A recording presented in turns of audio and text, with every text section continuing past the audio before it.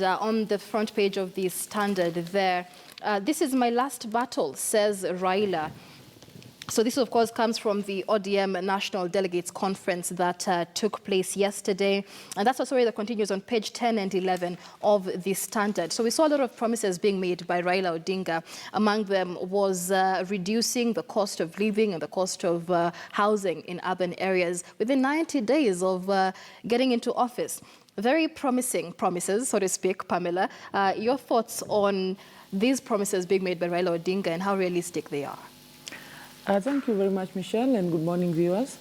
I think these promises, yes, they look hefty, but they're achievable.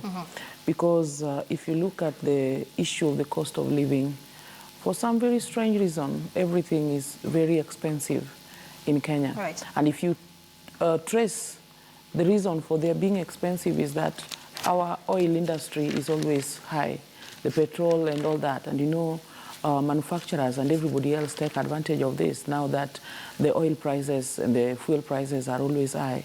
Then the food, everything, because transportation, even if it's vegetables, it is transported from somewhere to somewhere. And so they think the consumer must bear the cost. And so if we bring the cost of oil down, like I think it should,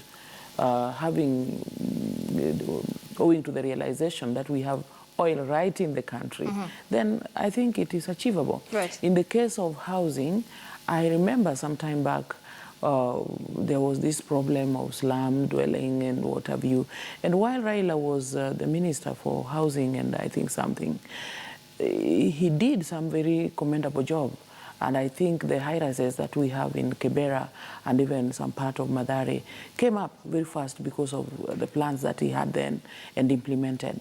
So I really think if somebody critically looked at why we are charging our consumers that much and dealt with that, then it can be brought down. I think it is possible. Right. And I mean, you know, the bigger question is, what intel does he have to reduce the cost of living and the cost of urban housing that the Jubilee administration, which is in power right now, does not have to its disposal? Simon, maybe your thoughts on this? I think, first of all, thank you very much for hosting us.